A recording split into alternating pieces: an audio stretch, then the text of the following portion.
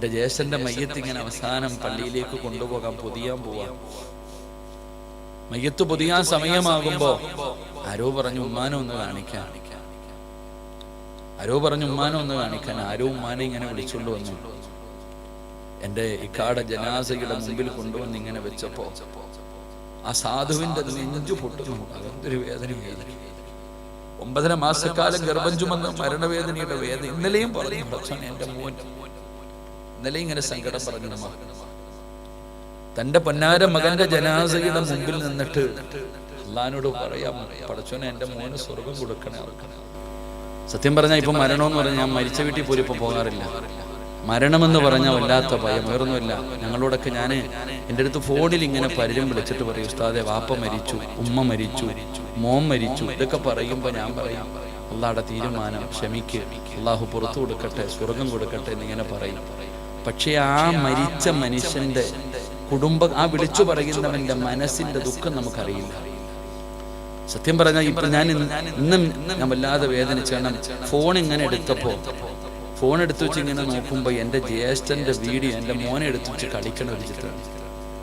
സാനൊക്കെ അറിയാം, ഇവരൊക്കെ ഒരുമിച്ച് ഉസ്താദൊക്കെ വല്ലാതെ സ്നേഹിച്ചപ്പോഴും ജ്യേഷ്ഠന്റെ കാര്യത്തെ കുറിച്ചൊക്കെ ചോദിക്കാറ്. കരാളിയോടത്ത് ജോലി ചെയ്ത ആള്.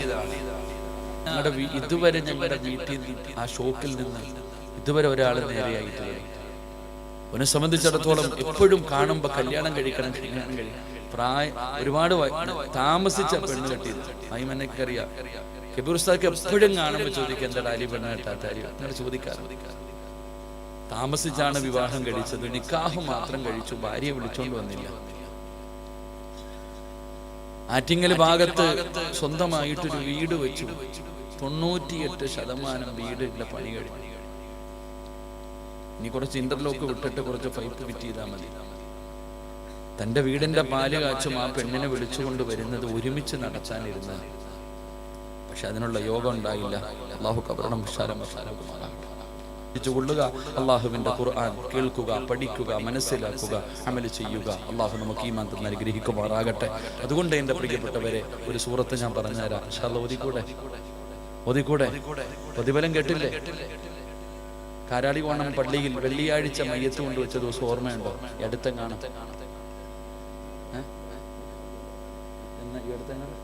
ഇന്ന് കണ്ടോ? അൽഹംദുലില്ലാ.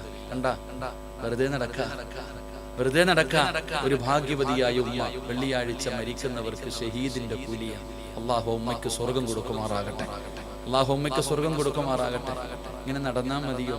നമുക്കും പോകണ്ടേ? എന്തായാലും നമ്മളൊരു ദിവസം പോകും. നമ്മളെല്ലാവരും ഒരു ദിവസം പോകുമ്പോ നല്ലതുപോലെ പോകും. എപ്പോഴെവിടെ വെച്ചാ മരണം വരുന്ന അറിയൂ? അടയാളം വല്ലതും ഉണ്ടോ? മരിക്കാൻ ക്യാൻസറോ ട്യൂമറോ വല്ലതും വേണം? ഒന്നും വേണ്ടടോ.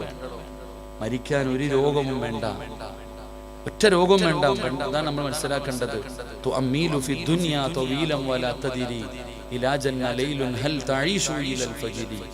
وكم من صحيح مات من غير إلتي وكم من مريض عاش دهرا على دهري. രാവിലെ കെട്ടിപ്പിടിച്ച് ചുംബനം തന്നിട്ട് ജോലിക്ക് പോയ വാപ്പാനെ വെള്ള തുണിയിൽ പൊതിഞ്ഞ് വീട്ടിലെത്തിക്കുന്നത് നീ കണ്ടതല്ലേ? രാത്രി തന്റെ മക്കളോടൊപ്പം ഇരുന്ന് ഭക്ഷണം കഴിച്ച് സ്നേഹത്തോടെ ഗുഡ് നൈറ്റ് പറഞ്ഞ് സലാം പറഞ്ഞ് കയറിക്കിടന്ന വാപ്പ രാവിലെ എഴുന്നേറ്റില്ലല്ലോ.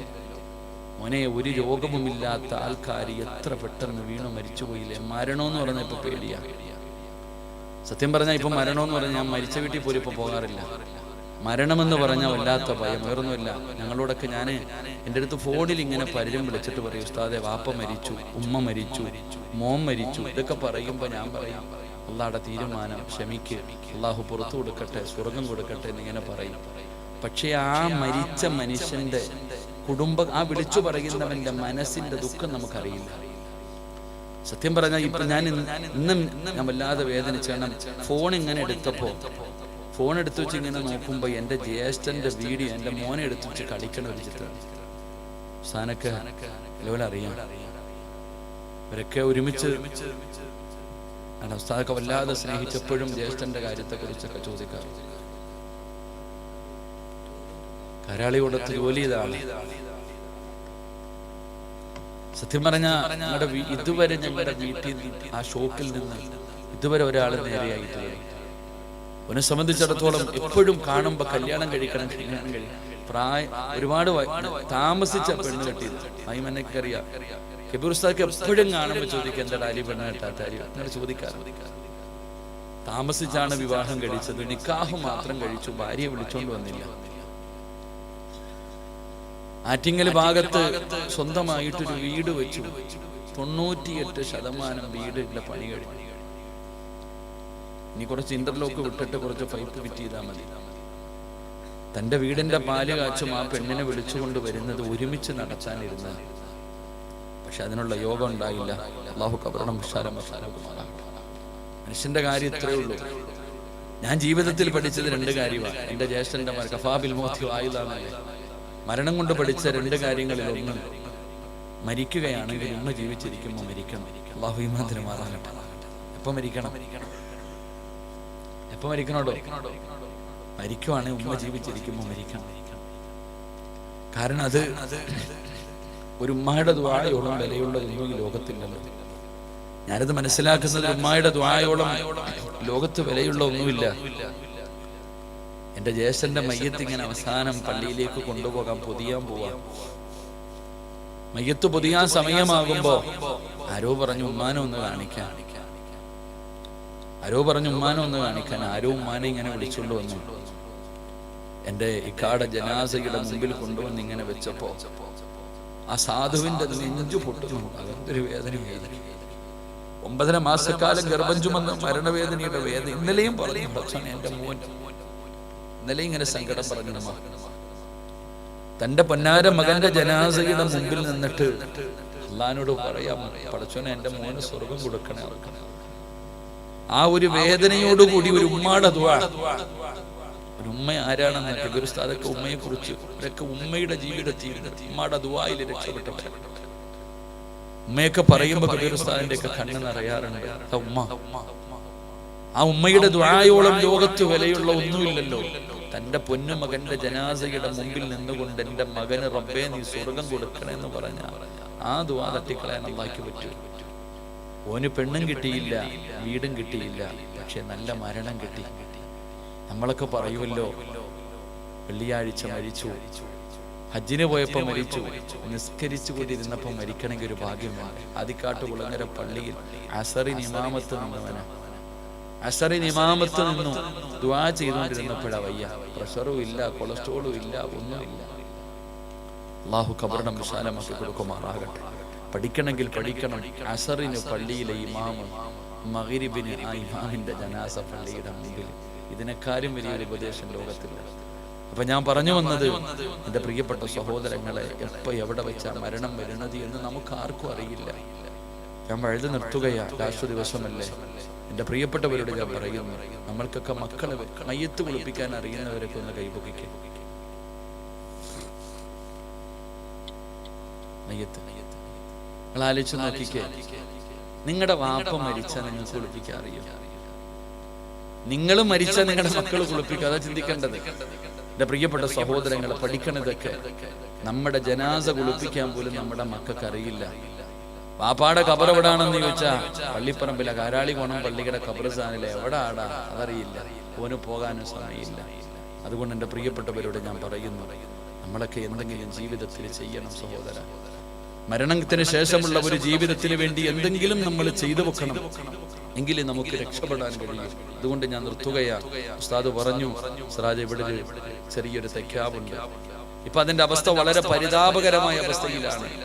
അൽഹംദുലില്ലാ, അതിന്റെ താഴ്ഭാഗം നിസ്കരിക്കുവാനുള്ള സൗകര്യം ഒരുക്കണം. മുകളിൽ ഇൻഷാ അല്ലാഹ് മദ്രസ നടത്തണം എന്ന ഒരു ലക്ഷ്യം. അൽഹംദുലില്ലാ, അതിന്റെ പിരിവുകളും മറ്റുള്ള കാര്യങ്ങളൊക്കെ ഇങ്ങനെ നടക്കുക. എന്റെ പ്രിയപ്പെട്ട സഹോദരങ്ങളോട് സഹോദരിമാരോട് ഞാൻ പറയുന്നു, എനിക്കറിയുന്ന ഒരു ഉസ്താദ് 36 വയസ്സുണ്ട്. 36 വയസ്സുണ്ട്.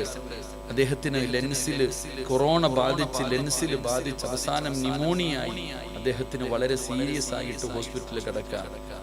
ഡോക്ടർ നേഴ്സുമാരോട് പറയുന്നു, ഇദ്ദേഹത്തിന്റെ കുടുംബക്കാരെ വിളിച്ച് പറഞ്ഞേക്കാൻ, അറിയിക്കാനുള്ളവരൊക്കെ അറിയിക്കാൻ പറഞ്ഞു. അദ്ദേഹം അത് കേട്ടുകൊണ്ട് കിടക്കുകയാണ്. എന്റെ പ്രിയപ്പെട്ട സഹോദരങ്ങളെ, കുറച്ചു കഴിഞ്ഞപ്പോൾ നേഴ്സുമാര് ഡോക്ടറുടെ അടുത്ത് വന്നിട്ട് പറഞ്ഞു, ആ ഉസ്താദ് കടന്ന് വല്ലാതെ കരയുന്നുണ്ട്, മറ്റുള്ള രോഗികളുടെ മുന്നിൽ കിടന്ന് കരയുന്ന, ഡോക്ടർ ഒന്ന് വരണം. ആ ഡോക്ടർ അടുത്തേക്ക് ചെന്നു. 36 വയസ്സുള്ള ഉസ്താദിന്റെ അടുക്കൽ ചെന്നിട്ട് ഡോക്ടർ പറഞ്ഞു, ഞങ്ങളെ കൊണ്ട് ചെയ്യാൻ പറ്റുന്ന മരുന്നുകളൊക്കെ ഞങ്ങൾ ചെയ്തു, നിങ്ങൾ ഇവിടെ കിടന്ന് കരയരുത്, നിങ്ങൾ പ്രാർത്ഥിക്ക്, ഞങ്ങളും പ്രാർത്ഥിക്കുന്നുണ്ട്. അപ്പൊ ഉസ്താദ് പറഞ്ഞു, എനിക്ക് മരിക്കാൻ പേടിച്ചിട്ട് ഞാൻ കരയല്ല, മരിക്കാനുള്ള പേടി കൊണ്ട് ഞാൻ കരയുകയല്ല. എൻ്റെ ഉമ്മയുടെ ഗർഭാശയത്തിൽ കടന്നപ്പോഴേ അല്ല എൻ്റെ മരണം നിശ്ചയിച്ചിട്ടുണ്ട്, അതിനല്ല ഞാൻ കരയുന്നത്. അപ്പൊ ഡോക്ടർ ചോദിക്കുക, ഭാര്യയും മക്കളെയും, ഒരു കുട്ടിക്ക് 7 വയസ്സ്, രണ്ടാമത്തെ കുട്ടി ചെറിയ കുട്ടിയാ. ഡോക്ടറോട് ചോദിക്കുന്നു, നിങ്ങളുടെ മക്കളെയും ഭാര്യയും ഓർത്തിട്ടാണോ? അപ്പോഴും ഉസ്താദ് പറഞ്ഞല്ല. പിന്നെന്തിനാ നിങ്ങൾ കരയുന്നത്? ആ മുസ്ലിമായ ഡോക്ടറുടെ കണ്ണുപോലും നിറഞ്ഞുപോയിപ്പ ആ ഉസ്താദിന്റെ മറുപടി കേട്ട്. എന്തേ പറഞ്ഞെന്നറിയോ? ഞാൻ അള്ളാഹുവിന്റെ മുന്നിലേക്ക് പോകുമ്പോൾ രക്ഷപ്പെടാൻ എൻ്റെ കയ്യിലൊന്നും ഞാൻ ചെയ്തു വെച്ചിട്ടില്ലല്ലോ. അള്ളാഹുവിന്റെ മുന്നിലേക്ക് ഞാൻ പോകുമ്പോൾ എന്തെങ്കിലും എൻ്റെ കയ്യിൽ രക്ഷപ്പെടാൻ? ഈ നിരന്നിരിക്കുന്നവരോട് ഞാൻ ചോദിക്കുന്നു, ഇന്ന് രാത്രി നീ മരിച്ച നിന്റെ ജീവിതത്തിൽ ചെയ്ത ഏതെങ്കിലും ഒരു നന്മ അള്ളാഹു സ്വീകരിച്ചെന്ന് പറയാനുള്ള ധൈര്യമുണ്ടോ നമുക്ക് ആർക്കും? ഒരു റക്അത്ത് നിസ്കാരം, ഒരു സുബ്ഹാനല്ലാഹ്, 1 രൂപ സദഖ കൊടുത്തത് ഒന്നുമില്ലടോ. പിന്നെ എന്തിനാ ഞാനും നിങ്ങളും ജീവിക്കുന്നത്? നമുക്കൊക്കെ ഒരു നല്ല മരണം കിട്ടാൻ വേണ്ടി എന്താ നമ്മുടെ ജീവിതത്തിലുള്ളത്? എന്ത് കണ്ടോണ്ടാ ഞാനും നിങ്ങളിങ്ങനെ നടക്കുന്നത്? എപ്പോ എവിടെ വെച്ച് വേണമെങ്കിലും വീണു മരിച്ചു പോകുന്നത് കാണുന്നില്ല. അതുകൊണ്ട് ഞാൻ പറയുന്നത്, നന്നാകും, എന്തെങ്കിലുമൊക്കെ നമുക്ക് ചെയ്യാൻ കഴിയണം. ഈ മക്കളെ ഒന്നും വിശ്വസിച്ച് നടന്നിട്ട് യാതൊരു കാര്യവുമില്ല. കിട്ടിയാ കിട്ടി, ഇല്ലെങ്കിൽ ഇല്ല. എത്രയോ പേരിന്ന് കാരാളികോണം പള്ളിയുടെ മുമ്പിൽ ജുമാ നിസ്കാരം കഴിഞ്ഞ് നിങ്ങൾ പുറത്തിറങ്ങിയപ്പോ പിരിവിന് നിൽക്കുന്ന പലരെയും കണ്ടു. നീ അവരെ മാത്രമേ കണ്ടുള്ളൂ. വെള്ളിയാഴ്ച പള്ളിയുടെ മുന്നിൽ പിരിവെടുക്കാൻ നിന്നവരെ മാത്രമേ നീ കണ്ടുള്ളൂ. കാരാളികോണം പള്ളിയുടെ പുറകിൽ പള്ളിപ്പറമ്പിനകത്ത് ചില ഖബറാളികളും യാചിക്കുന്നുണ്ട്. അള്ളാഹു നമ്മളെ കാക്കുമാറാകട്ടെ. ആ ഖബറിനകത്ത് കിടന്നിട്ട് ചില ബാപ്പയും ഉമ്മയും, പടച്ചവനെ എൻ്റെ മക്കളോ കുടുംബക്കാരോ എന്നെ തിരിഞ്ഞു നോക്കുന്നില്ല, ഈ ദുനിയാവിൽ ആരെങ്കിലും എനിക്ക് ദുആ ചെയ്യണേ എന്ന് ഖബറാളി യാചിക്കുന്നുണ്ട് എന്ന് നബിയനാ റസൂലുള്ളാഹി. അതുകൊണ്ട് എൻ്റെ പ്രിയപ്പെട്ട സഹോദരങ്ങളോട്, സഹോദരിമാരോട് നമുക്കൊരു നന്മ ചെയ്യാം. അള്ളാഹുവിന്റെ സ്വർഗത്തിലേക്ക് പോകാനുള്ള ഒരു എളുപ്പവഴി ഞാൻ പറഞ്ഞു തരട്ടെ. സ്വഹാബികൾ അവിടെ നിന്ന് പറഞ്ഞു, ബലായ റസൂലല്ലാഹ്, മുത്തുനബിയെ പറഞ്ഞു തന്നാലും. നബി തങ്ങൾ സ്വർഗത്തിലേക്ക് പോകാനുള്ള എളുപ്പവഴിയായി പറഞ്ഞു കൊടുത്തത്, ഇന്ന് വയല് കഴിഞ്ഞ് കാരാളികോണത്ത് നിന്ന് നിങ്ങൾ നിങ്ങളുടെ വീടുകളിലേക്ക് പോകുമ്പോൾ ആ നടന്നു പോകുന്ന വഴിയിൽ ഒരു കല്ല് കിടക്കുന്നു, ഒരു കമ്പ് കിടക്കുന്നു, ഒരു കുപ്പിച്ചില്ല് കിടക്കുന്നു. ജനങ്ങൾക്ക് ഉപദ്രവമായി എന്തെങ്കിലും ഒരു വസ്തു നിങ്ങൾ നടന്നു പോകുന്ന വഴിയിൽ കിടക്കുന്നത് കണ്ടാൽ അത് നിങ്ങളെടുത്തു മാറ്റിക്കളഞ്ഞാൽ നിങ്ങൾക്ക് സ്വർഗത്തിലേക്ക് പെട്ടെന്ന് പോകാൻ കഴിയുമെന്ന് ആദരവായ പ്രവാചകൻ നബി മുഹമ്മദ് മുസ്തഫ സ്വല്ലല്ലാഹു അലൈഹി വസല്ലമ തങ്ങൾ പറയുകയാ, ജനങ്ങൾക്ക് ഉപദ്രവമായി കിടക്കുന്ന ആ ഒരു വസ്തു എടുത്തു മാറ്റി അത് അവർക്ക് നടന്നു പോകുവാനുള്ള സൗകര്യം ചെയ്തു കൊടുക്കുന്നതിലൂടെ നിനക്ക് അല്ലാഹുവിന്റെ സ്വർഗത്തിലേക്ക് പെട്ടെന്ന് കടന്നു പോകാൻ കഴിയുമെന്ന് നബി തങ്ങൾ അവിടെ നിന്ന് പറയുമ്പോ അല്ലാഹുവിന്റെ പ്രവാചകൻ സ്വല്ലല്ലാഹു അലൈഹി വസല്ലമ തങ്ങൾ രണ്ടാമതായിട്ട് സ്വഹാബത്തിനോട് ചോദിക്കുന്നു, യാ സ്വഹാബാ, നരകത്തിലേക്ക് പെട്ടെന്ന് വീണുപോകുന്ന ഒരു പാപത്തെ കുറിച്ച് ഞാൻ നിങ്ങൾക്ക് പറഞ്ഞു തരട്ടെയോ? നബി തങ്ങൾ തന്റെ സ്വഹാബത്തിനോട് ചോദിക്കുമ്പോ സ്വഹാബികൾ എന്താണെന്ന് പോലും ചോദിക്കാതെ മിണ്ടാതിരിക്കുകയാണ്. കാരണം നരകത്തിലേക്ക് പെട്ടെന്ന് വീണു പോകുന്ന ഒരു പാപത്തെ കുറിച്ചാണ് നബി തങ്ങൾ അവിടെ നിന്ന് ചോദിക്കുന്നത്. അള്ളാഹുവിന്റെ പ്രവാചകൻ രണ്ടാമതും അവിടെ നിന്ന് ചോദ്യം ആവർത്തിക്കുമ്പോ സ്വഹാബത്ത് പറയുന്നു, നബിയേ, യാ റസൂലല്ലാഹ്,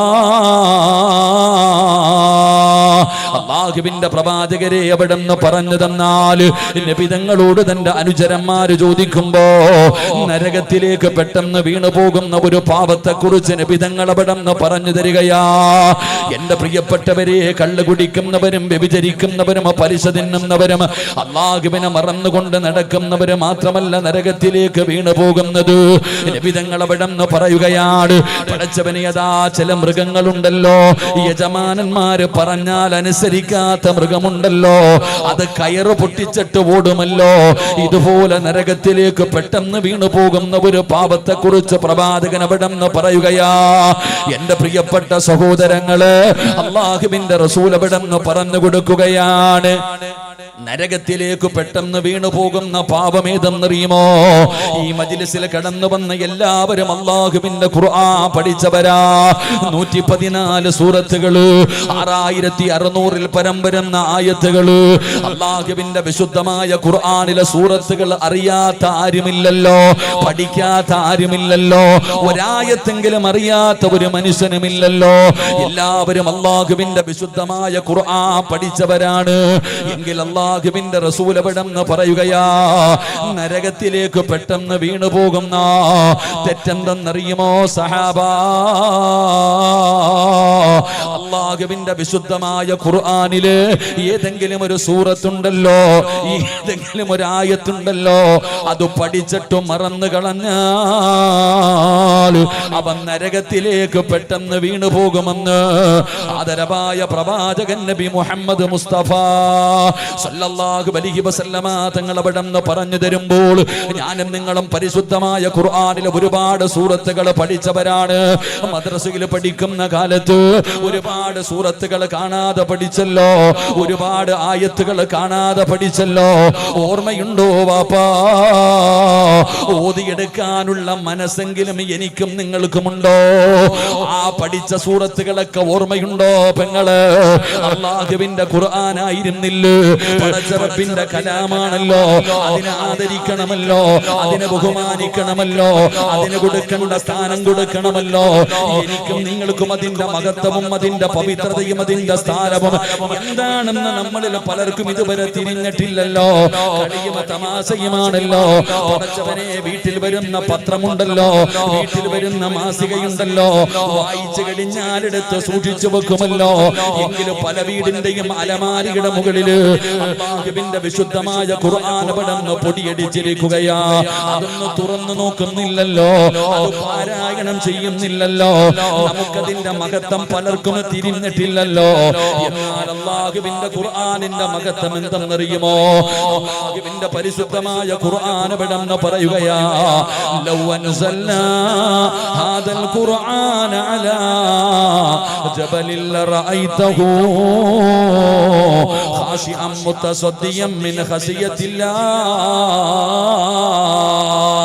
ഈ പരിശുദ്ധമായ ഖുർആനെങ്ങാനും അല്ലാഹു സുബ്ഹാനഹു വ തആല ഒരു പർവ്വതത്തിന്റെ മുകളിലാണ് ഇറക്കിയിരുന്നതെങ്കിൽ, ഒരു പർവ്വതത്തിന്റെ മുകളിലാണ് അല്ലാഹുവിന്റെ പരിശുദ്ധമായ ഖുർആനിനെ പടച്ച റബ്ബ് ഇറക്കിയിരുന്നതെങ്കിൽ, പടച്ചവനെ ആ ഖുർആൻ ഇറങ്ങിയത് കാരണം ഭയന്ന് വിറച്ചുകൊണ്ട് ആ പർവ്വതങ്ങൾ പോലും ധൂളികളായി പോകുമായിരുന്നു എന്ന് ഖുർആൻ പറയുമ്പോ, ആ പരിശുദ്ധമായ ഖുർആനിലെ സൂറത്തുകളുണ്ടല്ലോ, അതിലെ ആയത്തുകളുണ്ടല്ലോ, അത് പഠിച്ചിട്ട് മറന്നവനെ നീ നരകത്തിലേക്ക് പെട്ടെന്ന് വീണു പോകുമെന്ന് ആദരവായ പ്രവാചകൻ നബി മുഹമ്മദ് മുസ്തഫ സല്ലല്ലാഹു അലൈഹി വസല്ലമ തങ്ങൾ പറയുമ്പോൾ ഈ സദസ്സിലിരിക്കുന്ന പ്രായമുള്ള ഉപ്പ പറയുകയാണ്, ഞാൻ അല്ലാഹുവിന്റെ ഖുർആൻ പഠിച്ചിട്ടില്ല, എനിക്ക് അല്ലാഹുവിന്റെ ഖുർആൻ ഓതാൻ അറിയുകയില്ല. എന്റെ പ്രിയപ്പെട്ടവരെ, നിങ്ങൾക്ക് ഖുർആൻ ഓതാൻ അറിയില്ലെങ്കിലും, നിങ്ങളുടെ ജീവിതത്തിൽ നിങ്ങൾ ഖുർആൻ പഠിച്ചിട്ടില്ലെങ്കിലും, എല്ലാവരും ഖുർആൻ കേൾക്കുന്നവരാണല്ലോ. അല്ലാഹുവിന്റെ വിശുദ്ധമായ ഖുർആനിലെ ഒരായത്ത് പോലും കേൾക്കാത്തവരില്ല.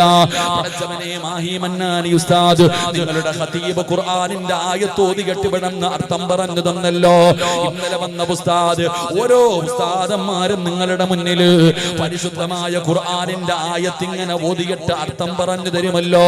ഒരു ചെവിയിലൂടെ കേട്ട് മറു ചെവിയിലൂടെ കളയുകയാണ്, ഉൾക്കൊള്ളുന്നില്ലല്ലോ, ജീവിതത്തിൽ പിൻപറ്റാൻ തയ്യാറാകുന്നില്ലല്ലോ. എങ്കിലും നിരന്നിരിക്കുന്നവരോട് പറയുകയാ, അല്ലാഹുവേ, കള്ളു കുടിക്കുന്നവന് പടച്ച റബ്ബ് കൊടുക്കുന്ന ശിക്ഷയല്ല, വ്യഭിചരിക്കുന്നവന് കൊടുക്കുന്ന ശിക്ഷയല്ല, പലിശ തിന്നുന്നവന് കൊടുക്കുന്ന ശിക്ഷയല്ല, അഹങ്കരിച്ച് നടക്കുന്നവന് കൊടുക്കുന്ന ശിക്ഷയല്ല, ശിർക്ക് ചെയ്ത് നടക്കുന്നവൻ അല്ലാഹു കൊടുക്കുന്ന ശിക്ഷയല്ല. അല്ലാഹുവിന്റെ വിശുദ്ധമായ ഖുർആനിലെ ആയത്ത് നിന്റെ മുന്നിൽ ഓതപ്പെട്ടു.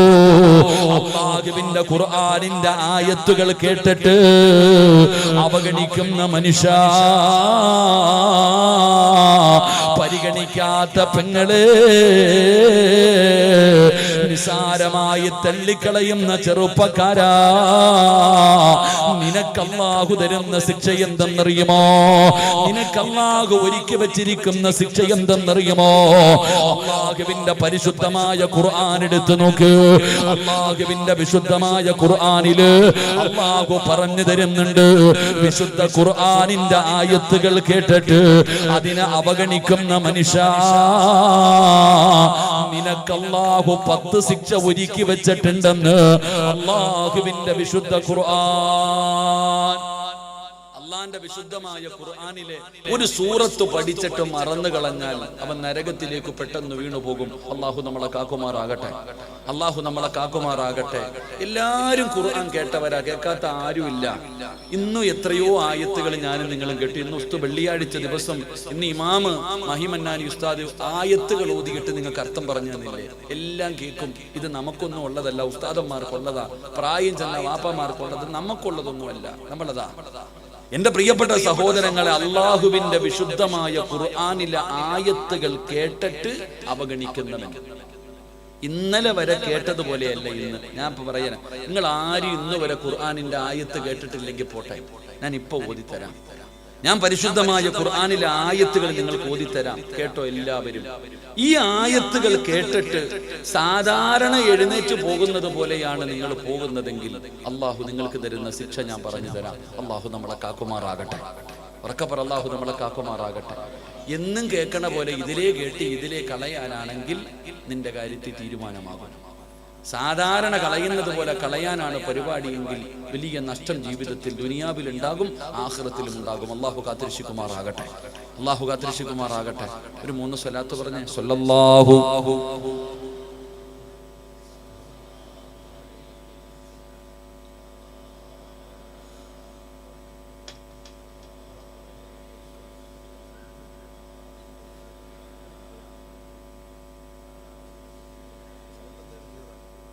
ഇൻഷാ അല്ലാഹ്, അല്ലാഹു സ്വീകരിക്കുമാറാകട്ടെ. അപ്പൊ പരിശുദ്ധമായ ഖുർആനിലെ ആയത്തുകൾ ഞാൻ ഓതിത്തരാം. ഞാൻ ഒറ്റ ഹദീസ് എന്ന് പറയൂല, ഒരു ഹദീസും പറയണില്ല, ആയത്ത് മാത്രം പറഞ്ഞു തരാം, എന്നിട്ട് അർത്ഥവും പറഞ്ഞു തരാം. ഓരോ ആയത്ത് നിങ്ങളുടെ മുന്നിൽ ഞാൻ ഓതിത്തരാം. ഈ ആയത്ത് കേട്ട് ഹൃദയത്തിൽ ഇറക്കിക്കും. അല്ലാതെ ചന്തയ്ക്ക് പോയതുപോലെയാണെന്ന് പോകാൻ തീരുമാനമെങ്കിൽ അനുഭവിക്കും. അള്ളാഹു കാത്തിരക്ഷിക്കുമാറാകട്ടെ. ഉറക്കപ്പുറം അള്ളാഹു കാത്തിരക്ഷിക്കുമാറാകട്ടെ. എന്റെ പ്രിയമുള്ള സഹോദരങ്ങളെ, ഒന്ന് അള്ളാഹുവിന്റെ വിശുദ്ധമായ ഖുർആൻ, അള്ളാഹുവിന്റെ പരിശുദ്ധമായ ഖുർആൻ, ആ വിശുദ്ധമായ ഖുർആനിലെ ആയത്തുകൾ കേട്ടിട്ട് അതിനെ പരിഗണിക്കാതെ നടക്കുന്നവർക്ക് അല്ലാഹു കൊടുക്കുന്ന ഒന്നാമത്തെ ശിക്ഷ എന്താ? എന്റെ പ്രിയപ്പെട്ടവരെ, ഖുർആനിന്റെ ആയത്തുകൾ ഇങ്ങനെ മനോഹരമായ രീതിയിൽ ഉസ്താദന്മാരിങ്ങനെ ഓതിത്തരുമല്ലോ, എന്നിട്ട് അതിന്റെ അർത്ഥം ഇങ്ങനെ പറഞ്ഞു തരുമല്ലോ, എന്നിട്ട് പരിഗണിക്കാതെ നടക്കുന്നവന് പടച്ച റബ്ബ് കൊടുക്കുന്ന ഒന്നാമത്തെ ശിക്ഷ എന്താ? ഈ സദസ്സിലിരിക്കുന്ന ചില ചെറുപ്പക്കാര് പടച്ചവനെ അവന് ചിന്തിക്കുകയാണ്, വാപ്പായിക്ക് 50 വയസ്സ് കഴിഞ്ഞു, 55 കഴിഞ്ഞു, 60 കഴിഞ്ഞു, വാപ്പാടെ മുടിയെല്ലാം നരച്ചല്ലോ, പടച്ചവനെ വാപ്പയുടെ തൊലി ചുളുങ്ങിയല്ലോ, വാപ്പയ്ക്ക് ഒരുപാട് രോഗമുണ്ടല്ലോ, വാപ്പയുടെ കൂടപ്പറപ്പുകളും കൂട്ടുകാരും കുടുംബക്കാരും ഖബറിനടിയിലെത്തിയല്ലോ, പടച്ചവനെ എന്റെ വാപ്പ നന്നാകുന്നില്ലല്ലോ, എന്റെ വാപ്പ നിസ്കരിക്കുന്നില്ലല്ലോ, എന്റെ വാപ്പ ഖുർആൻ ഓതുന്നില്ലല്ലോ, എന്റെ വാപ്പ പടച്ചവനെ തസ്ബീഹ് എടുത്തുകൊണ്ടൊരു ദിക്ർ പറയുന്നില്ലല്ലോ, എന്തേ എന്റെ വാപ്പ ഇങ്ങനെ ആയി പോയത്? എന്റെ ഉപ്പാടെ സ്വഭാവം എന്തേ പടച്ചവനെ ഇങ്ങനെ ആയി പോയത്? എന്റെ വാപ്പ നന്നാകുന്നില്ലല്ലോ. പല മക്കളും ചിന്തിക്കുകയാണ്, വാപ്പ തലതിരിഞ്ഞു പോയത് കണ്ടിട്ടവൻ അത്ഭുതമാണ്. എന്റെ പ്രിയപ്പെട്ട പെങ്ങളെ, 50 വയസ്സ് കഴിഞ്ഞ പ്രായം ചെന്ന നിന്റെ പ്രിയപ്പെട്ട മാതാവ് അതാ ടിവിയുടെ ഫ്രണ്ടിലാണ്. പടച്ചവനെ ഒരു ദിവസത്തിലധികം സമയവും ടിവിയുടെ മുന്നിലാണ്, തലമറയ്ക്കാറില്ല. ഉമ്മാടെ വായിൽ നിന്ന് വരുന്നത് കേട്ടാൽ പടച്ചവനെ നമുക്ക് പോലും നാണം തോന്നുകയാണ്. പടച്ചവനെ അസൂയയും കുശുമ്പുമായി ഇങ്ങനെ നടക്കുകയാണ്. നന്നാകുന്നില്ലല്ലോ, പ്രായം ചെന്നിട്ട് പോലും ഉമ്മയുടെ ജീവിതത്തിൽ മാറ്റമില്ലല്ലോ. പല മക്കളും ദുആ ചെയ്യുകയാണ് വാപ്പ നന്നാകാൻ. ഉമ്മ നന്നാകാൻ പടച്ചവനെ പലരും ദുആ ചെയ്യുമല്ലോ. എന്റെ പ്രിയപ്പെട്ട പെങ്ങളെ, 18 വയസ്സുള്ള ഒരു പെൺകുട്ടി അമുസ്ലിമായ ഒരു ചെറുപ്പക്കാരനുമായി പ്രണയമാവുകയാണ്. അവസാനം അവിടെ നിന്ന് പിടിക്കുകയാണ്, വീട്ടിലേക്ക് കൊണ്ടുവന്നു. കാമുകന്റെ കൂടെ ഒളിച്ചോടിപ്പോയ പെൺകുട്ടിയെ വീട്ടിലേക്ക് വിളിച്ചു കൊണ്ടുവന്നു. അവിടെ നിന്ന് തല്ലുകയാണ്, അവിടെ നിന്ന് ഭീഷണിപ്പെടുത്തി നോക്കി. 18 വയസ്സുകാരിയുടെ തീരുമാനത്തിൽ യാതൊരു മാറ്റവുമില്ലല്ലോ. 9.5 മാസക്കാലം ഗർഭം ചുമന്ന മരണവേദനയുടെ വേദനയും നൊന്ത് പ്രസവിച്ച മാതാവ് തന്റെ പൊന്നാര മകളുടെ കാലിൽ പിടിച്ചു കരയുന്ന മോള്. അവൻ മുസ്ലിമല്ല മോളെ, എന്റെ പൊന്നുമോൾ ഒരിക്കലും അവന്റെ കൂടെ പോകരുത്, ഞങ്ങളെ നാണം കെടുത്തരുത്. അതാ 9.5 മാസക്കാല ഗർഭം ചുമന്ന മരണവേദനയുടെ വേദനയും നൊന്ത് പ്രസവിച്ച മാതാവ് തന്റെ പൊന്നാര മകളുടെ കാല് പിടിച്ചിട്ട് കരയുമ്പോ ആ 18 വയസ്സുകാരിയുടെ തീരുമാനത്തിൽ ഒരു മാറ്റവുമില്ല. അവള് ചലിക്കുന്നില്ലല്ലോ. പടച്ചവനെ, അള്ളാഹു കൊടുത്ത ജീവിതം മകൾക്ക് വേണ്ടി മാറ്റിവെച്ച വാപ്പയുണ്ടല്ലോ, ആ തലകുനിച്ച് നിൽക്കുകയാണ്. ഉപ്പ തന്റെ പൊന്നാര മകളോട് പറയുന്നു, മോളെ നീ വീട്ടിൽ നിന്ന് ഇറങ്ങിപ്പോയാൽ ഇനി നാട്ടുകാരുടെ മുന്നിൽ എനിക്ക് തല ഉയർത്തി നടക്കാൻ കഴിയുകയില്ല. പൊന്നുമോളെ, ആത്മഹത്യ ചെയ്യലല്ലാതെ വേറെ വഴിയില്ല. ഉപ്പാടെ പൊന്നുമോൾ ഇറങ്ങിപ്പോകല്ലേ, കോടതിയിൽ പോകുമ്പോ ഞങ്ങളുടെ കൂടെ വരണമെന്ന് പറയണേ. പടച്ചവനെ, പിതാവ് തന്റെ പൊന്നാര മകളുടെ കാല് പിടിച്ച് കരയുകയാ. അവളുടെ മനസ്സലിയുന്നില്ലല്ലോ, അവളുടെ തീരുമാനം മാറുന്നില്ലല്ലോ. കുടുംബക്കാര് വന്ന് പറഞ്ഞു നോക്കി, കാരണവന്മാര് വന്ന് ഉപദേശിച്ചു നോക്കി, കൂട്ടുകാരെ കൊണ്ടുവന്ന് പറഞ്ഞു നോക്കി, പടച്ചവനെ പള്ളി കമ്മിറ്റിക്കാര് പറഞ്ഞു നോക്കി, പള്ളിയിലെ ഖതീബിനെ വിളിച്ചു കൊണ്ടുവന്ന് 18 വയസ്സുകാരിയോട് മരണത്തെക്കുറിച്ച്, കബറിനെ കുറിച്ച്, നരകത്തെ കുറിച്ച്, പരലോകത്തെ കുറിച്ച്, അല്ലാഹുവിന്റെ ദീനിന്റെ മഹത്വത്തെ കുറിച്ച് പള്ളിയിലെ ഖതീബും ആ 18 വയസ്സുകാരിയോട് ഒരുപാട് ഉപദേശിച്ചു നോക്കി. അവസാനം കോടതിയിലെ ജഡ്ജിയുടെ മുന്നിലെത്തിയപ്പോ അവിടെ നിന്ന് ചോദിക്കുന്നു, 18 കൊല്ലം പൂറ്റി വളർത്തിയ മാതാപിതാക്കളെ വേണോ, അതോ ഇന്നലെ കണ്ടവനെ വേണോ? ഒരു മടിയുമില്ലാതെ, ഒരു പേടിയുമില്ലാതെ ആ കോടതിയിൽ വെച്ച് 18 വയസ്സുള്ള മുസ്ലിം പെണ്ണ് പറയുകയാ, എനിക്ക് ഇന്നലെ കണ്ടവനെ മതിയെന്ന് പറഞ്ഞ് കോടതിയുടെ വരാന്തയിൽ പടച്ചവനെ മാതാപിതാക്കൾ നെഞ്ചുപൊട്ടിയിട്ട് നിൽക്കുമ്പോ കാമുകന്റെ കയ്യിൽ പിടിച്ചുകൊണ്ട് നമ്മുടെ മുസ്ലിം സമുദായത്തിലെ പെൺകുട്ടികൾ ഇറങ്ങി പോകുമ്പോ മാതാവ് ചിന്തിക്കുന്നു, അല്ലാ, എന്റെ മോളെന്തേ ഇങ്ങനെയായി പോയത്? എന്റെ പൊന്നുമോളുടെ മനസ്സെന്തേ കരിമ്പാറയെ പോലെ ആയി പോയത്? ആര് പറഞ്ഞിട്ടും എന്റെ മകള് നന്നാകാത്തതിന്റെ കാരണമെന്താ? എങ്കിൽ അല്ലാഹുവിന്റെ പരിശുദ്ധമായ ഖുർആൻ, അല്ലാഹുവിന്റെ വിശുദ്ധമായ ഖുർആൻ, ആ ഖുർആനിലെ ആയത്തുകൾ കേട്ടിട്ട് അവഗണിക്കുന്ന മനുഷ്യ, അല്ലാഹു തരുന്ന ഒന്നാമത്തെ ശിക്ഷ എന്തെന്നറിയുമോ? വൈന തദൂഹും ഇലൽ ഹുദാ ഫലൻ യഹ്തദൂ ഇദൻ അബദാ. അല്ലാഹു തരുന്ന ഒന്നാമത്തെ ശിക്ഷ, അല്ലാഹു തരുന്ന ഒന്നാമത്തെ ശിക്ഷ, വൈന തദൂഹും ഇലൽ ഹുദാ ഫലൻ യഹ്തദൂ ഇദൻ അബദാ. അല്ലാഹു പറയുകയാണ്, അല്ലാഹു പറയുകയാണ്, പടച്ചവനെ അവന്റെ ഹൃദയത്തിലേക്ക് ഹിദായത്തിന്റെ വെളിച്ചം കേറൂല, അവന്റെ ഹൃദയത്തിലേക്ക് ഈമാനിന്റെ പ്രകാശം കേറൂല. 18 വയസ്സുള്ള പൊന്നുമോളുടെ ചാരത്തിരുന്നിട്ട് രാവും പകലും നിങ്ങൾ വഅദ് പറഞ്ഞിട്ടും കരഞ്ഞിട്ടും എന്തൊക്കെ ഉപദേശിച്ചിട്ടും പൊന്നുമോള് നന്നാകാത്തതിന്റെ കാരണം എന്തെന്നറിയുമോ?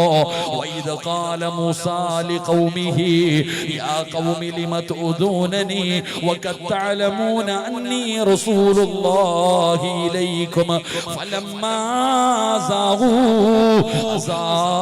അല്ലാഹു ഖുലൂബഹും വല്ലാഹു ലാ യഹ്ദിൽ ഖൗമൽ ഫാസിഖീൻ. അല്ലാഹു പറയുകയാ, നിന്റെ മോളുടെ ചെവി അല്ലാഹു അടച്ചു വെച്ചിരിക്കുകയാ, നിന്റെ മകളുടെ ഹൃദയം അല്ലാഹു അടച്ചു വെച്ചിരിക്കുകയാ. പിന്നെ പടച്ചവന് പ്രായം ചെന്നവും നന്നാകാത്ത വാപ്പാ, എന്തേ നീ നന്നാകാത്തതിന്റെ കാരണം എന്തെന്നറിയുമോ? നിന്റെ ചെവി അല്ലാഹു അടച്ചു വെച്ചിരിക്കുകയാ, നിന്റെ ഹൃദയം അല്ലാഹു അടച്ചു വെച്ചിരിക്കുകയാ, പടച്ച റബ്ബ് സീല് വെച്ചിരിക്കുകയാ. ആ പടച്ച റബ്ബ് സീല് വെച്ചാൽ ആ സീല് തുറക്കാൻ പിന്നെ ആരെ കൊണ്ടാ കഴിയുന്നത്? അല്ലാഹുവിന്റെ ഖുർആൻ പറയുകയാ, പരിശുദ്ധമായ ഖുർആനിന്റെ ആയത്തുകൾ കേട്ടിട്ട് അതിനെ അവഗണിക്കുന്നവൻ അല്ലാഹു കൊടുക്കുന്ന ഒന്നാമത്തെ ശിക്ഷ, അവന്റെ ഹൃദയത്തിലേക്ക് പിന്നെ ഒരു കാലത്തും ഈമാനിന്റെ വെളിച്ചം കേറൂല. അല്ലാഹു നമ്മളെ കാത്തിരക്ഷിക്കുമാറാകട്ടെ, അല്ലാഹു കാത്തിരക്ഷിക്കുമാറാകട്ടെ. ഉപദേശിച്ചാൽ കേൾക്കണമല്ലോ. അല്ലാഹു പറയുകയാ, ഫലമ്മാ സാഗു വസാ അല്ലാഹു ഖുലൂബഹും വല്ലാഹു ലാ യഹ്ദിൽ ഖൗമൽ ഫാസിഖീൻ. ഖുർആൻ പറയുന്നുണ്ട്, ആരൊക്കെ പറഞ്ഞാലും ചെവി കൊണ്ട് കേൾക്കാൻ പറ്റൂല, അടച്ചു വെച്ചിരിക്കുക. ഉമ്മ കരഞ്ഞാലും വാപ്പ കരഞ്ഞാലും ഇനി എന്തൊക്കെ സംഭവിച്ചാലും എന്തുകൊണ്ടാണ് നമ്മുടെ മക്കൾ നന്നാകാത്തത്? അതിന്റെ കാരണം അല്ലാഹു ഹൃദയം അടച്ച് സീല് വെച്ചിരിക്കുകയാ. അള്ള വെച്ച സീല് പൊട്ടിക്കാൻ പിന്നെ ഈ ലോകത്ത് ആരെ കൊണ്ടും കഴിയില്ല. അല്ലാഹു നമ്മളെ കാക്കുമാറാകട്ടെ. എൻ്റെ പ്രിയപ്പെട്ടവരെ, പരിശുദ്ധമായ റമളാൻ മാസം കടന്നു വരുമ്പോൾ ഒന്നാമത്തെ രാവിൽ തന്നെ ഈ ഭൂമിയിലുള്ള സർവ്വ ശൈത്താന്മാരെയും പിടിച്ചു മലക്കുകൾ ചങ്ങലക്കിടുമെന്ന് നബിയുനാ റസൂലുള്ളാഹി. എല്ലാ ശൈത്താന്മാരെയും പിടിച്ച് ചങ്ങലക്കിടൂലേ? അങ്ങനെ കരളി ഗുണത്തിടത്തില്ലേ? പറയടോ, ഇടുവോ ഇല്ലേ? ഇടുമോ ഇല്ലേ? എല്ലാ ശൈത്താന്മാരെയും പിടിച്ച് ചങ്ങലക്കിടുവോ? പറയിടുവോ? ഇടും. എന്നിട്ട് വീടിയും വലിച്ചടക്കുന്ന ചില കാക്കന്മാരെ കണ്ടിട്ടില്ലേ? റമളാൻ മാസത്തിൽ എല്ലാവരും നോമ്പ് പിടിക്കും, അമുസ്ലിമീങ്ങൾ പോലും പിടിക്കും. അമുസ്ലിമീങ്ങൾ പോലും നോമ്പ് പിടിക്കുന്ന കാലത്ത് നിസ്കാരവും ഇല്ലാതെ വീടിയും വലിച്ചടക്കണ ചെറുപ്പക്കാരെ കണ്ടിട്ടില്ലേ? വാപ്പ, ഈ പെണ്ണുങ്ങൾ തന്നെ ചോദിക്കുക, ഇക്ക നിങ്ങളുടെ എഴുന്നേക്കാൻ പറ്റാത്ത വാപ്പ വരെ നോമ്പ് പിടിക്കുന്നത്, നിങ്ങൾ എന്താ പിടിക്കാത്ത? ഇക്ക റമളാനാ ഇക്ക, മരണമുണ്ട്, പൊടി മാറി മരണം, കബറ് ഒക്കെ വരട്ടെ. എന്തേ നിങ്ങൾ ഇങ്ങനെ ആയിപ്പോയി? എടോ സഹോദരങ്ങളെ, ഒരാള് ഖുർആനിന്റെ ആയത്തുകൾ കേട്ടിട്ട് പരിഗണിക്കാതെ വരുമ്പോൾ, അതിനെ അവഗണിക്കുമ്പോൾ അള്ളാഹു അവന്റെ ഹൃദയത്തിലേക്ക് പിന്നെ ഹിദായത്തിന്റെ വെളിച്ചം കേട്ടൂല, റബ്ബങ്ങ് എഴുതി തള്ളും. അള്ളാഹു കാക്കുമാറാകട്ടെ, അള്ളാഹു കാക്കുമാറാകട്ടെ. അതാണ് ഏറ്റവും കൂടുതൽ ഇസ്ലാമിന്റെ ഏറ്റവും വലിയ ശത്രുക്കൾ. നിങ്ങൾ നോക്കിക്കേ, ഈ സമുദായത്തെ ഏറ്റവും കൂടുതൽ നാണം കെടുത്തുന്നത് ആരാ? നിങ്ങളൊന്ന് മനസ്സിലാക്കിക്കേ. ദൈവമില്ല എന്ന് പറയുന്ന ആൾക്കാരുടെ നേതാവിന്റെ പേര് ജബ്ബാർ എന്ന, അല്ലാതെ കേശവൻ എന്നല്ല. നിങ്ങൾ ചിന്തിക്കുക, ദൈവമില്ല എന്ന് പറയുന്ന ആൾക്കാരുടെ അവരുടെ നേതാവിന്റെ പേര് തന്നെ ജബ്ബാർ എന്ന. ഇന്ന് ഏതെങ്കിലും ഒരു അമുസ്ലിമായ ഒരു ചേച്ചി പറഞ്ഞിട്ടുണ്ടോ എനിക്ക് പള്ളിയിൽ പോയി വെള്ളിയാഴ്ച ഇമാമത്തിക്കൊണ്ടത് പറഞ്ഞിട്ടുണ്ടോ? ഇല്ല. ആരാ പറഞ്ഞത്? നമ്മുടെ ടീച്ചർ തന്നെ. അല്ലാഹു ഈമാൻ നൽകുമാറാകട്ടെ. ഓരോന്ന് നിങ്ങൾ എടുത്തു നോക്കും, ഓരോ വിഷയം എടുത്തു നോക്കുമ്പോഴാണ് നമ്മൾ തന്നെ അത്ഭുതപ്പെട്ട് എന്താ ഇങ്ങനെ ആയിപ്പോയി. അള്ളാഹു അവരെ എഴുതി തള്ളിയിരിക്കുകയാ. പിന്നെ ഒരു കാലത്തും അവരെ നന്നാക്കാൻ ആരെക്കൊണ്ടും പറ്റൂല. ഒരാൾക്ക് നന്നാകണമെന്ന് അവന് തന്നെ തോന്നണമെങ്കിൽ അള്ളാഹു അവനെ നന്നാക്കത്തുള്ളൂ. അള്ളാഹു നമുക്ക് ഈമാൻ നൽകുമാറാകട്ടെ. അതുകൊണ്ട് എൻ്റെ പ്രിയപ്പെട്ട സഹോദരങ്ങളെ, ഒന്ന് പടച്ച റബ്ബ് തന്നെ എഴുതി അങ്ങ് തെള്ളും. അള്ളാഹു നമ്മളെ കാക്കുമാറാകട്ടെ. വിശദീകരിക്കുന്നില്ല. രണ്ട് അള്ളാഹുവിന്റെ പരിശുദ്ധമായ ഖുർആൻ എവിടെന്ന് പറയുകയാ. അള്ളാഹുവിന്റെ വിശുദ്ധമായ ഖുർആനിന്റെ ആയത്തുകൾ കേട്ടിട്ട് അതിനെ പരിഗണിക്കാതെ നടക്കുന്ന മനുഷ്യ, അള്ളാഹു കൊടുക്കുന്ന രണ്ടാമത്തെ ശിക്ഷ എന്തെന്നറിയുമോ? ഖുർആനിലെ രണ്ടാമത്തെ ആയത്തേതാ? വമൻ അദ്ലമു മിമ്മൻ ദുക്കിറ ബിആയാതി റബ്ബിഹി സുമ്മ അഅറള അൻഹാ ഇന്നാ മിനൽ മുജ്രിമീന മുൻതഖിമൂൻ. അല്ലാഹുവിന്റെ വിശുദ്ധമായ ഖുർആൻ പറയുന്ന രണ്ടാമത്തെ ആയത്ത് ഏതെന്നറിയുമോ? അല്ലാഹു കൊടുക്കുന്ന രണ്ടാമത്തെ ശിക്ഷ എന്തെന്നറിയുമോ? പടച്ചവനെ, പരിശുദ്ധമായ ഖുർആനിന്റെ ആയത്തുകൾ ഓതിയിട്ട് ചെറുപ്പക്കാരാ, അല്ലാഹുവിനെ ഭയന്ന് ജീവിക്കണം. 5 നേരം നിസ്കരിക്കണം. അല്ലാഹുവിന്റെ പള്ളിയിൽ നിന്ന് ഹയ്യ അല സ്വലാ, ഹയ്യ അലൽ ഫലാ, അല്ലാഹുവിന്റെ പള്ളിയുടെ മിനാരത്തിൽ നിന്ന് ബാങ്ക് വിളിച്ചാൽ നീ പള്ളിയിൽ പോയി ജമാഅത്തായി 5 നേരം നിസ്കരിക്കണേ. ചെറുപ്പക്കാരോട് പറയുകയാണ്, മോനെ കള്ള് കുടിക്കരുത്, മോനെ വ്യഭിചരിക്കരുത്, മോനെ പലിശ തിന്നരുത്, നിങ്ങളെ ശരീരം മറക്കണേ, അല്ലാഹുവിനെ ഭയന്നുകൊണ്ട് ജീവിക്കണേ, അല്ലെങ്കിൽ പടച്ച റബ്ബ് നിന്നെ നരകത്തിലിടുമെന്ന് ഉസ്താദന്മാര് ആയത്തോതിയിട്ട് അർത്ഥം പറഞ്ഞു കൊടുക്കുമ്പോ ഈ കാലഘട്ടത്തിൽ ജീവിക്കുന്ന ചെറുപ്പക്കാര് ചോദിക്കുകയാണ്, പുത്തുകൂടിയ യുവ യുവത്വം ചോദിക്കുകയാണ്. നരകത്തെ കുറിച്ച് പറയുമ്പോൾ, നരകത്തിന്റെ തീയെ കുറിച്ച് പറയുമ്പോൾ അവിടെ നിന്ന് ചോദിക്കുന്ന ഉസ്താദേ, നരകം എവിടെയായിരിക്കുന്നത്? ആകാശത്തിലാണോ ഭൂമിയുടെ അടിയിലാണോ? പരിഹസിക്കുകയാണ്, കളിയാക്കുകയാണ്. ഇതൊക്കെ വെറുതെ പറയുന്നതല്ലേ എന്ന് ചോദിക്കുന്ന യുവത്വേ, മോനെ നരകമുണ്ടോ ഇല്ലയോ? നരകമുണ്ടോ ഇല്ലയോ മോനെ? നിനക്ക് പടച്ചറപ്പ് കാണിച്ചു തരുന്ന ഒരു സമയമുണ്ടടാ. കണ്ടാ നീ വിശ്വസിക്കുമല്ലോ. ഇന്നിതൊക്കെ പറയുമ്പോ നീ നിസാരമായി തള്ളിക്കളയുന്നോ? എങ്കിൽ അല്ലാഹു നിന്റെ കണ്ണിന്റെ മുന്നിൽ കാണിച്ചു തരുന്ന ഒരു ദിവസമുണ്ടല്ലോ. എന്റെ പ്രിയപ്പെട്ട സഹോദരാ, മഹാനായ നബി മുഹമ്മദ് മുസ്തഫ സല്ലല്ലാഹു അലൈഹി വസല്ലമ തങ്ങൾ അവിടെ നിന്ന് പറയുകയാണ്, കാരാളികോണം പള്ളിയുടെ ഖബർസ്ഥാനിൽ നിന്ന് പടച്ചവനെ ഇസ്രാഫീൽ എന്ന് പറയുന്ന മലക്ക് സൂർ എന്ന് പറയുന്ന കാഹളത്തിലൂതുമല്ലോ. രണ്ടാമതും സൂർ എന്ന് പറയുന്ന കാഹളത്തിലൂതുമ്പോ കാരാളികോണം പള്ളിയുടെ ഖബർസ്ഥാനിൽ നിന്ന് എഴുന്നേറ്റ് വരികയാണ്. ജനങ്ങൾ മുഴുവനും ഖബറിനകത്ത് നിന്ന് എഴുന്നേൽക്കുകയാണ്. എന്നിട്ട് പരലോകത്തേക്ക് പോകുകയാണ്.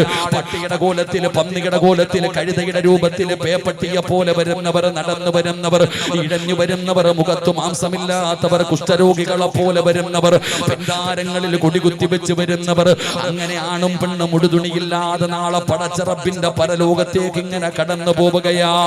അതാ മൃഗങ്ങളെ നയിച്ചു കൊണ്ടുപോകുന്നത് പോലെ അല്ലാഹുവിന്റെ മലക്കുകൾ ഇങ്ങനെ നയിക്കുകയാണ്. പടച്ചവനെ ഉടുതുണിയില്ലാതെ ഉമ്മ പ്രസവിച്ചിട്ടതുപോലെ ആണുങ്ങളും പെണ്ണുങ്ങളും തലതാറ്റി പിടിച്ചുകൊണ്ട് പേടിച്ചു വിറച്ചുകൊണ്ട് നാളെ ചെമ്പിന്റെ തറയിലൂടെ പടച്ചറപ്പിന്റെ കോടതിയിലേക്ക് കടന്നു ചെല്ലുകയാ. പടച്ചവനെ സൂര്യൻ അസ്തമിച്ചു, പാതിരാത്രി 10 മണിയായല്ലോ. അതാ 15 ലക്ഷത്തോളം കിലോമീറ്ററുകളിൽ മുകളിൽ നിന്നിരുന്ന സൂര്യൻ അസ്തമിച്ചു. ഒരുപാട് മണിക്കൂറുകൾ കഴിഞ്ഞു. എന്നിട്ടും ചൂട് സഹിക്കാൻ പറ്റുന്നില്ലല്ലോ. പലരുടെയും ശരീരം വിയർക്കുന്നുണ്ടല്ലോ. വല്ലാത്ത പ്രയാസമല്ലേ? എങ്കിൽ ഇതൊന്നും ഒരു ചൂടല്ല, ഇതൊന്നും ഒരു വിയർപ്പല്ല. പടച്ചവനെ നാളെ ലക്ഷക്കണക്കിന് കിലോമീറ്ററുകളിൽ മുകളിൽ നിന്നിരുന്ന സൂര്യനുണ്ടല്ലോ, അല്ലാഹു താഴേക്ക് കൊണ്ടുവരികയാണ്. അതാ ചെമ്പിന്റെ തറയിൽ നിൽക്കുകയാണ്. ഒരു നൂൽപന്തം പോലും ഇല്ലല്ലോ. ഒരു തുണിയില്ലാതെ ഞാനും നിങ്ങളും അല്ലാഹുവിന്റെ കോടതിയിൽ ഇങ്ങനെ നിൽക്കുമ്പോ ലക്ഷക്കണക്കിന് കിലോമീറ്ററുകളിൽ മുകളിൽ നിന്നിരുന്ന സൂര്യനുണ്ടല്ലോ, ഒരു ചാണ് മുകളിൽ വന്ന് നിൽക്കുകയാണ്.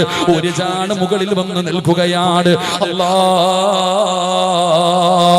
അതാ വല്ലാത്ത പ്രയാസമാ.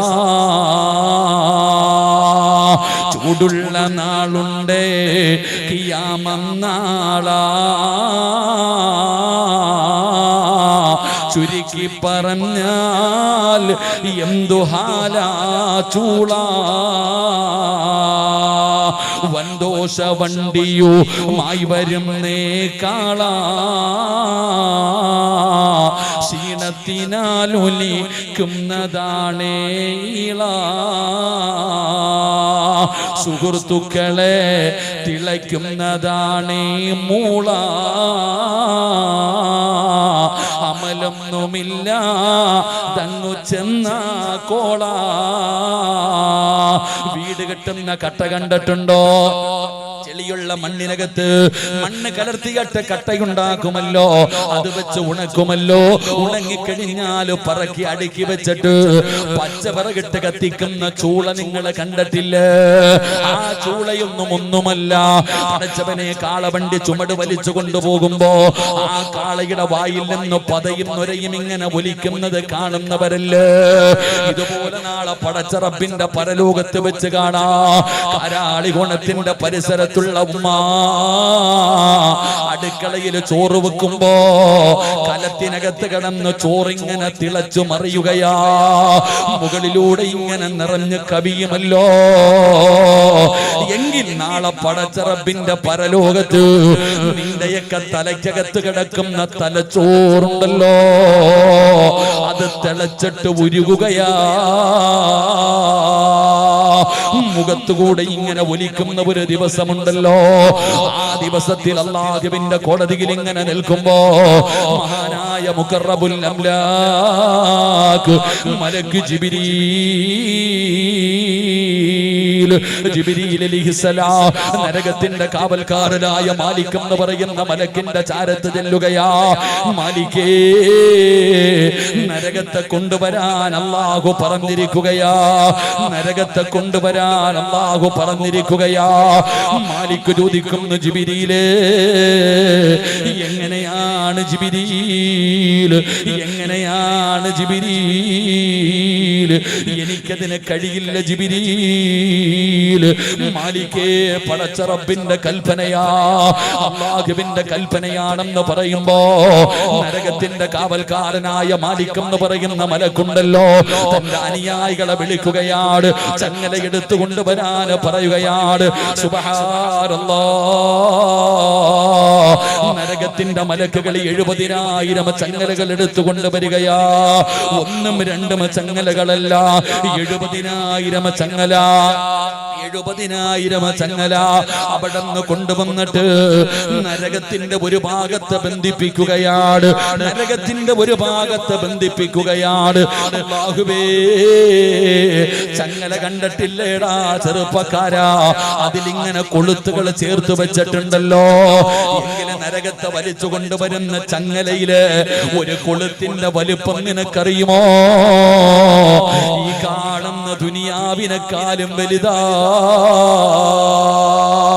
ഇതുപോലെയുള്ള 70,000 ചങ്ങല, ഒരു ചങ്ങലയിൽ 70,000 മലക്കുകള്. പടച്ച റബ്ബിന്റെ അദാബുകൾ കൊണ്ട് നിറച്ച നരകത്ത് അവരിങ്ങനെ നിലവിളിച്ചുകൊണ്ട് കരഞ്ഞുകൊണ്ട് ഇങ്ങനെ വലിച്ചെടുച്ചു കൊണ്ടുവരികയാണ്. ആ സമയത്ത് അള്ളാന്റെ കോടതിയിൽ നിൽക്കുമ്പോ നരകമില്ലെന്ന് പറഞ്ഞവന്, നരകത്തെ കുറിച്ച് പറഞ്ഞപ്പോ വിശ്വസിക്കാത്തവന്,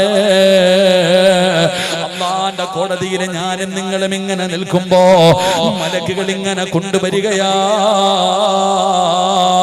ആ സമയത്ത് പറയുമടാ, ആ സമയത്ത് പറയും, പെങ്ങള്, നരകമുണ്ടെന്ന് പറഞ്ഞപ്പോ പരിഹസിച്ച പെണ്ണ് നാളെ അല്ലാഹുവിന്റെ കോടതിയിൽ വെച്ച് വിളിക്കുകയാ, റബ്ബനാ അബ്സർനാ വസമിഅനാ ഫർജിഅനാ. വിളിക്കുമടാ ചെറുപ്പക്കാരാ, വിളിക്കുമടാ ചെറുപ്പക്കാരാ, റബ്ബനാ, എന്റെ രക്ഷിതാവായ അല്ലാഹ്, പണ്ട് പടച്ചവന്, നരകം കണ്ടു പടച്ചവന്, നരകത്തിന്റെ വലിപ്പം കണ്ടു പടച്ചവന്, നരകത്തിന്റെ തീ കണ്ടു പടച്ചവന്, നരകത്തിന്റെ ശിക്ഷ കണ്ടു പടച്ചവന്, വസമിഅനാ, ആ നരകം കടന്ന് വിളിക്കുന്നത് എന്റെ ചെവി കൊണ്ട് കേൾക്കുന്നു അല്ലാഹ്. ആ നരകത്തിന്റെ അട്ടഹാസം ഞാൻ കേട്ടു റബ്ബേ. അതുകൊണ്ട് ഫർജിഅനാ, ഫർജിഅനാ, എനിക്കൊരവസരം താ അല്ലാഹ്, എനിക്കൊരു ചാൻസ് താ അല്ലാഹ്. നാളെ പടച്ച റബ്ബിന്റെ പരലോകത്ത് കടന്ന് തെണ്ടുമെന്ന് അല്ലാഹുവിന്റെ വിശുദ്ധ ഖുർആൻ. അതുകൊണ്ട് എന്റെ പ്രിയപ്പെട്ടവരോട് പറയുകയാണ്, നിസ്കരിക്കാൻ പറയുമ്പോ മോനെ അല്ലാഹുവിന്റെ പള്ളിയിൽ പോയി നിസ്കരിക്കടാ. അതാ പള്ളിയിൽ പോയി ജമാഅത്തായി നിസ്കരിക്കണമല്ലോ. ഏതെങ്കിലും ഒരു മനുഷ്യന് കാരണമില്ലാതെ ഒരു വഖത്ത് നമസ്കാരം കളയാക്കല്ലേ, കളയാക്കല്ലേ. ഒരു വഖത്ത് നമസ്കാരം ആരെങ്കിലും കാരണമില്ലാതെ കളയാക്കിയാൽ അവന് കാഫിറാണെന്ന് മഹാനായ സയ്യിദുനാ ഉമർ ഇബ്നുൽ ഖത്താബ്